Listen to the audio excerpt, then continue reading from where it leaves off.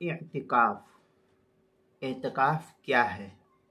चुनांचे एतकाफ़ के सिलसिले में कुरान मुक़द्दस की आयत अल्लाह ताला फरमाता है व आहिदना इला इब्राहीम व इस्माईला अन तहिरा बैतिया लित्ताइफीन वल आकिफीन व रुक्कइस सुजूद। ये सूरह बकरा की आयत है, पारा नंबर 1, आयत नंबर 125। इसके अंदर अल्लाह ताला हुक्म देता है कि हमने इब्राहीम और उनके साहबजादे इस्माइल, ये दोनों बरहक नबी है, अम्बिया अलैहिमुस्सलातु वस्सलाम के सिलसिले में ये बड़े ही जलील क़द्र नबियों में इनका शुमार होता है।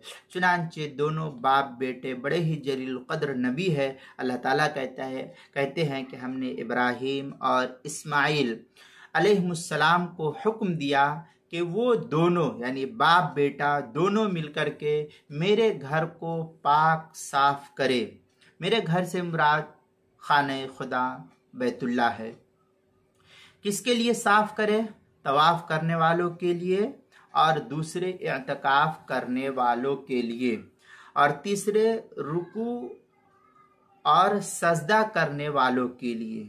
ये जो है अल्लाह ताला ने हज़रत इब्राहीम अलैहिस्सलातु वस्सलाम को हुक्म दिया कि तुम जो है मेरे घर को इस तरीक़े से पाक साफ रखो। एक हदीस के अंदर इस तरीक़े से अल्लाह के रसूल सल्लल्लाहु अलैहि वसल्लम का फरमान नकल किया गया है कि अनिन नबी सल्लल्लाहु अलैहि वसल्लम क़ाल मन मशाफी हाजती अखीही काना खैरन लहू मिन इअ्तिकाफी अशर सिनीना व मन इअ्तकफ़ा यौम इब्तिग़ाअ वजहिल्लाहि अज़्ज़ व जल्ल जअलल्लाहु बैनहु व बैनन नारी सलासा खनादिक़ कुल्लु खंदक़िन अबअदु मिम्मा बैनल खाइफ़ैन।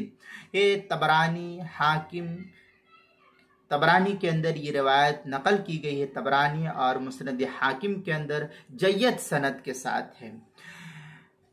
अल-मुतजर्र राबि फी सवाबिल अमल सालिह, ये किताब का नाम है, उसकी सफ़ा 187 पर है, और मजमू ज़वाइद उसकी 8वीं जिल्द सफ़ा 192 पर भी ये रवायत नकल की गई है। इसका तर्जमा इस तरीके से है कि जो शख्स अपने भाई की किसी ज़रूरत को पूरी करने के लिए चल कर जाए तो ये अमल उसके लिए 10 साल के नफली इत्तिकाफ़ से ज़्यादा मूजिब अजर व सवाब होगा उस शख्स के लिए। और जो शख्स अल्लाह तबारक व ताला की खुशनुदी को हासिल करने के लिए एक दिन का इत्तिकाफ़ करे तो अल्लाह ताला उसके और जहन्नम के दरमियान 3 खंदक़े हायल फरमा देते हैं, जिनमें से हर खंदक की चौड़ाई ज़मीन और आसमान के फासले के बराबर है। इसलिए जो है रमज़ान मुबारक का जब महीना आए, जिस किसी को भी मिले रमज़ान मुबारक का महीना, तो खुशी खुर्रम एतकाफ़ करने की कोशिश करनी चाहिए। अल्लाह ताला ने एतकाफ़ के बहुत सारे फ़ज़ाइल को नकल किया है।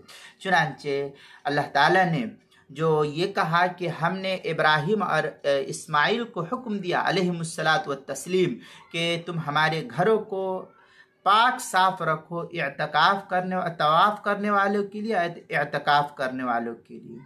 तो अब मसाजिद के अंदर जो इत्तिकाफ़ किया जाता है, तो मसाजिद के अंदर अव्वलन जो मुअतकिफ़ीन हजरात है उन्हें खुद सफाई सुथराई का एहतमाम रखना चाहिए, क्योंकि ये अल्लाह का घर है। दूसरे ये कि मसाजिद के अंदर जब कहीं कोई गंदगी हो तो मस्जिद के जो ज़िम्मेदार हजरात हैं वो खुद इसको साफ़ करने की फ़िक्र करे, क्योंकि देखो यहाँ पर अल्लाह ताला ने हज़रत इब्राहीम और हज़रत इस्माइल को हुक्म दिया कि हमने इब्राहीम और इस्माइल को हुक्म दिया कि मेरे घर को साफ़ करो। इससे ये साफ़ मालूम होता है कि अल्लाह ताला ने मुतवल्ली को कहा, जो मस्जिद के ज़िम्मेदार है, जो देख रेख करने वाले हैं, उनको हुक्म दिया है कि तुम साफ़ सुथरा रखो। अब जो लोग ये कहते हैं कि ये काम मेरा नहीं, खादिम का है, मस्जिद के ज़िम्मेदार सदर सेक्रेटरी बड़े मुतकब्बिर होते हैं। इन्हें मस्जिद के अंदर बसा औकात बाज़ मुतवल्ली आता है और मस्जिद का सदर सेक्रेटरी, और इस तरीके से ज़मीन की फर्श पर ऐसे रगड़ करके देखता है कि उसमें गंदगी है कि नहीं। ये निहायत ही जो है घटिया किस्म का ये मुतवल्ली है, ये निहायत घटिया किस्म का सदर और सेक्रेटरी है। इन्हें खौफ करना चाहिए कि अल्लाह के घर को हुक्म दिया है, क्या नाम है, हजरत इब्राहिम को हुक्म दिया, हजरत इस्माइल को हुक्म दिया है कि तुम साफ करो। अब क्या सदर साहब, ये सेक्रेटरी साहब, ये हजरत इब्राहिम और इस्माइल से बढ़ कर के हो गए हैं? नहीं, बल्कि अल्लाह ताला ने हजरत इस्माइल को जब हुक्म दिया, इब्राहिम को हुक्म दिया कि आप मेरे घर को साफ कीजिए, तो सदर साहब आपको भी सोचना चाहिए कि ये हुक्म हजरत इस्माइल को, हजरत इब्राहिम और इस्माइल को बराह रास्त दिया जा रहा है कि आप मेरे घर को साफ रखो। ये मुतवल्ली है, ये जिम्मेदार है खाने काबा के, ये मेमार है। ये अल्लाह ताला ने हजरत इब्राहिम को कहा कि आप साफ रखो, तो क्या आप सदर साहब हो गए तो आपको साफ करने का हुक्म नहीं दिया गया है? आपको झाड़ू पकड़ने का हुक्म नहीं दिया गया है? आप मस्जिद के जमाशुदा माल पर काबिज होकर के आप जो है मस्जिद के खादिम और इमाम पर दादागिरी करते हो। तुम्हें इस आयत से सबक हासिल करना चाहिए कि अल्लाह ताला ने हुक्म दिया है और इस पैसे पर तुम्हारा कब्जा नहीं, तुम इस माल के मालिक नहीं हो, इस माल के तुम अमीन हो। इस माल को जमा करके अल्लाह ताला ने ये हुक्म दिया मेरे घर की खिदमत करो।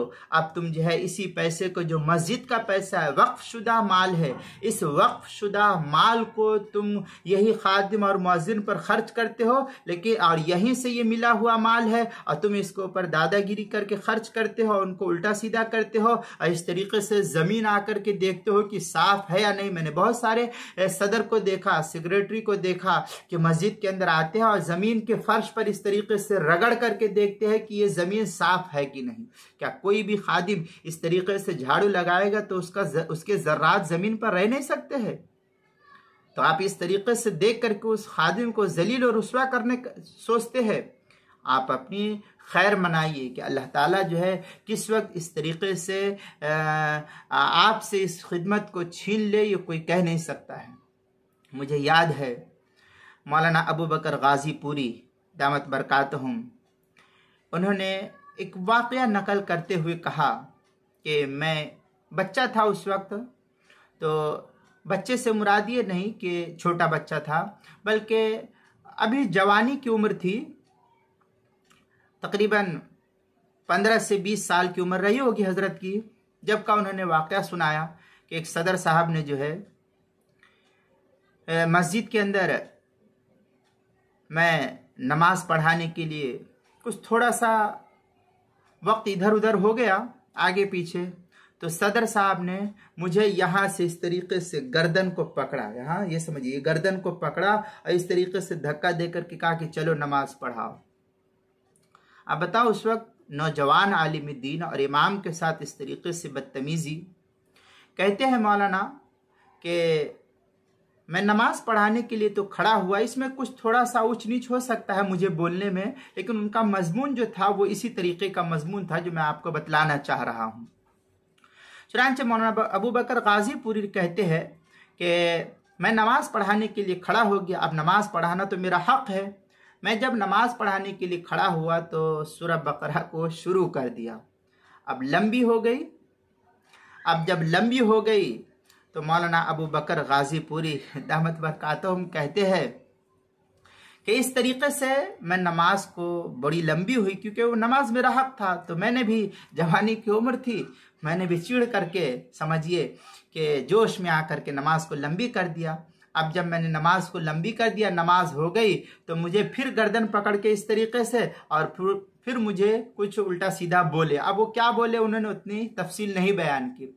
फिर वो कहते हैं कि सदर साहब ने मेरे साथ ये जो बदतमीजी की, खुदा का करना ऐसा था कि सदर साहब गए बैतुल खला के लिए, क़ज़ाए हाजत के लिए, और वहाँ जाकर के पैर फिसला और गिरे, कमर की हड्डी, कूल्हे की हड्डी, चूतड़ की जो हड्डी थी वो टूट गई उनकी। अब वो आए, वहाँ से किसी तरीके से उनको निकाल करके हॉस्पिटल पहुँचाया गया। 3, 4, 5 महीने हो गए, वो ठीक नहीं हुए। उन्होंने फिर मुझसे माफ़ी मांगी कि मौलाना मुझसे गलती हो गई और इस तरीके से जो है मुझे आपको नहीं करना चाहिए। बहरहाल मुझे इस वाक़े ये उनका मजमून था। बोलने में हो सकता है मुझे आगे पीछे हो, लेकिन ये हज़रत का यही मजमून था। मुझे बतलाना असल ये है इस वाक़े के अंदर कि आजकल के जो सदर सेक्रेटरी साहब है, ये इमाम के ऊपर जुल्म ज़्यादती जो करते हैं, ये खुदारा आप बाज आ जाइए। वरना जब इमाम ने कह दिया कि मैं अपने मामले को अल्लाह के सुपुर्द करता हूँ, किसी ने कह दिया कि मैं अपने मामलात को अल्लाह के सुपुर्द करता हूँ, व उफ़व्विज़ु अमरी इलल्लाह, तो फिर आप अपने मामलात की खैर मनाइए कि हो सकता है किसी न किसी वजह से अल्लाह ताला तुमसे जब बदला ले ले तो फिर तुम्हारे साथ भी कुछ ना ऐसा होने पाए।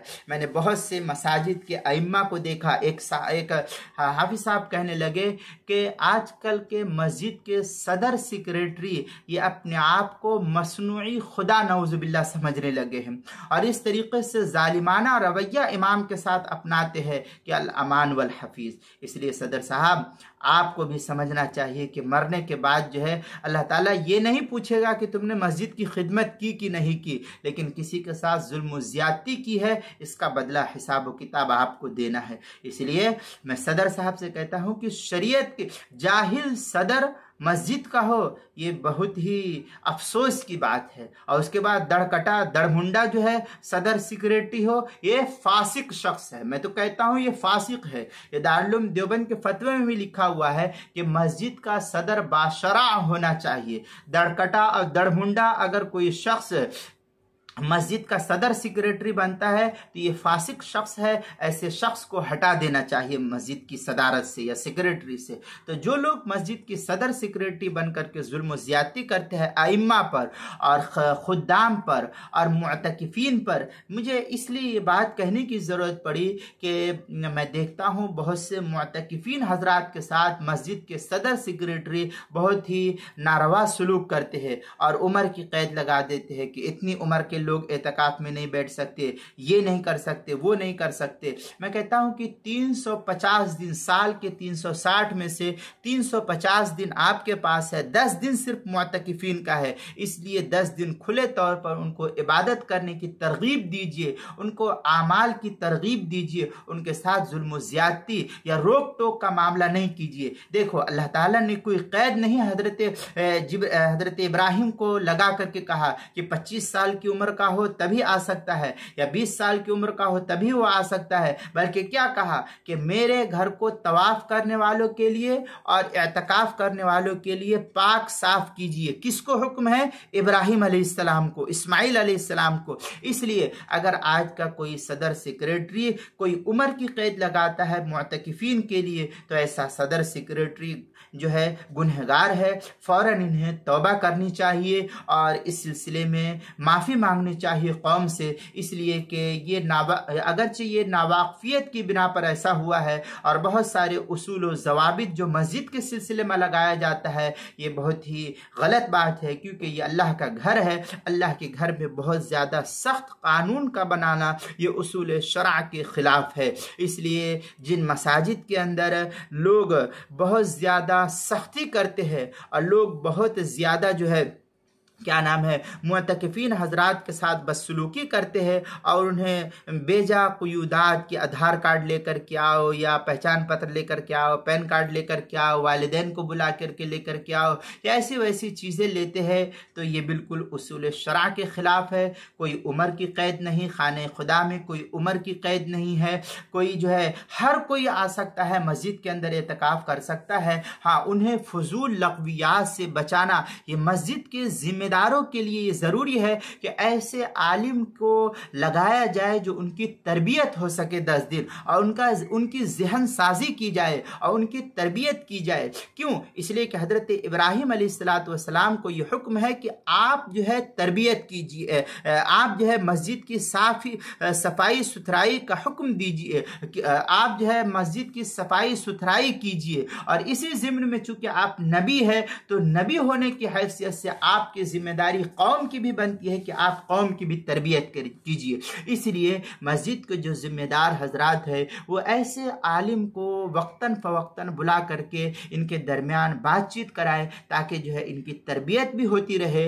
और उन्होंने बहुत से मुतवल्ली और सदर सेक्रेटरी ने मुझसे ये कहा कि बच्चे गुटखा खा करके मस्जिद की चटाई के नीचे डाल देते हैं क्या नाम है पन्नी वगैरह को।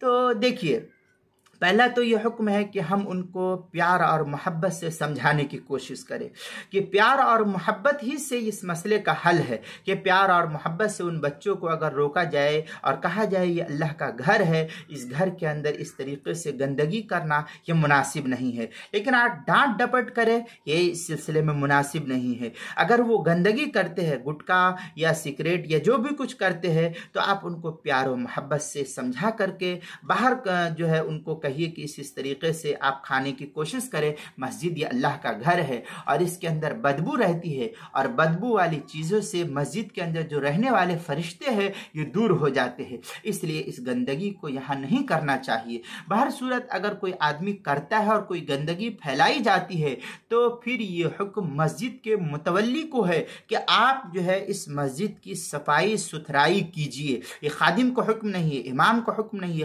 है, क्या नाम है मुअज्जिन को हुक्म नहीं है, बल्कि बराह रास्त अल्लाह ताला ने हजरत इब्राहिम को और हजरत इस्माइल से ये कहा कि आप जो है इसको साफ कीजिए। इससे बात साफ होती है कि जो सदर साहब, सेक्रेटरी साहब या मस्जिद के जिम्मेदार हजरात है वो इसको साफ करे। लेकिन अगर हम मुतकिफिन की जहन साजी करेंगे और उनकी जो है तरबियत करेंगे तो फिर यही जो है मस्जिद का खास ख्याल रखेंगे, मस्जिद की सफाई सुथराई और मस्जिद की इज्जत और मस्जिद का एहतराम करेंगे।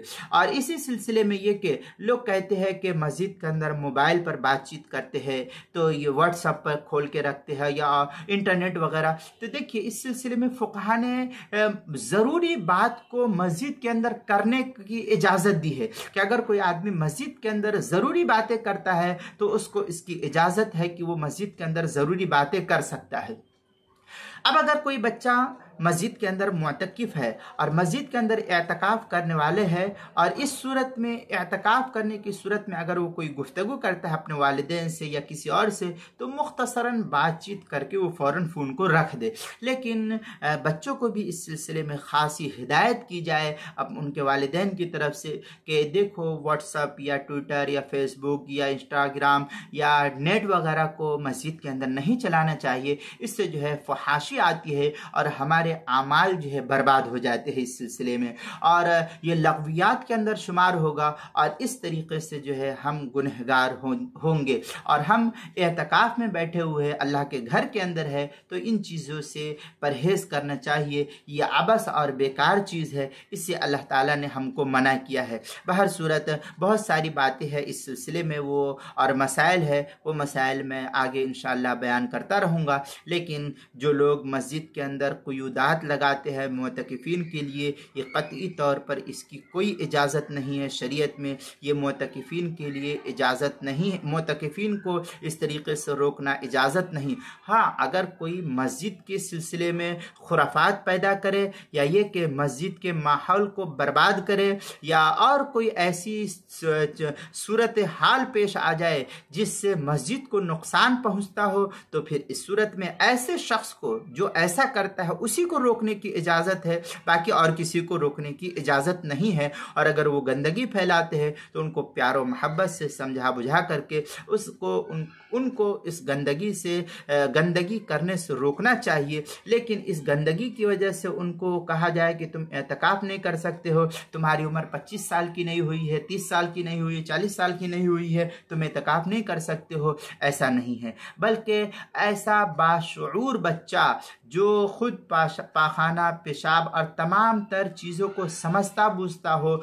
सफाई सुथराई का ख्याल रखता हो, वो भी मस्जिद के अंदर एतकाफ़ करना चाहे तो उसको भी इजाज़त है। कोई उम्र की क़ैद अल्लाह ताला ने नहीं लगाई है बैतुल्लाह के अंदर आने वालों के लिए और तवाफ़ करने वालों के लिए, एतकाफ़ करने वालों के लिए अल्लाह ने इस आयत के अंदर कोई क़ैद नहीं लगाई है। इसलिए जो हजरात इस तरीके से क़ुयूदात लगाते हैं अल्लाह के सामने तौबा इस्तिग़फ़ार करनी चाहिए, उन्हें माफ़ी मांगनी चाहिए कि हमसे ये गलती हुई और हमने जो है किसी आलिम से इस बात को पूछा नहीं, और इस तरीके से एतकाफ़ करने वाले मुअतकिफ़ीन हज़रात को हमने रोक रखा, ये हमारी गलती हुई। बहरहाल अल्लाह के सामने तौबा इस्तिग़फ़ार करनी चाहिए और आइंदा इन तमाम तर शराइत और क़ुयूदात को ख़त्म करके फिर आज़ादी के साथ उनको इबादत में लगाना चाहिए और उनकी तरबियत करते रहना चाहिए। वक्तन फ़वक्तन किसी आलिम को, किसी अल्लाह वाले को, बुज़ुर्ग को बुला करके उनकी तरबियत करनी चाहिए, उनको जो है अच्छी खासी बात बतलानी चाहिए और अमल की तरगीब देनी चाहिए ताकि जो है ये बुराई से रुक सके। अल्लाह, और इसके अंदर अभी बहुत सारी काफ़ी तफसीली बहस है, मैं कब तक इसको कहता रहूँ, आगे जो है अब मैं इंशाअल्लाह थोड़े थोड़े इसके मसाइल को बयान करूँगा, वो देखेंगे इंशाअल्लाह। ये थोड़ी सी तफसील जो है किताबुल मसाइल की दूसरी जिल्द सफ़ा 178 पर भी नकल की गई, बड़ी मुख्तसर है और बाकी बात मैंने अपनी तरफ से कहा जो मैं देख रहा हूँ आज के माहौल और मुआशरे के अंदर, उसके हिसाब से मैंने कही है। इसके अंदर अगर कोई गलत बात मेरी ज़ुबान से निकल गई हो और किसी मस्जिद के सदर और सेक्रेटरी को मेरी बात अगर बुरी लगती है तो मैं पेशगी माफ़ी चाहता हूँ कि हो सकता है चल ज़ुबान से मैं उसको बोल दिया हूँ तो उसकी मैं माफ़ी चाहता हूँ। लेकिन अगर आप ऐसा करते हैं तो आप अल्लाह से माफ़ी मांगे और मुझे बोलने में अगर कोई गलती हुई तो मैं आपसे भी माफ़ी चाहता हूँ। अस्सलामु अलैकुम व रहमतुल्लाहि व बरकातुहू।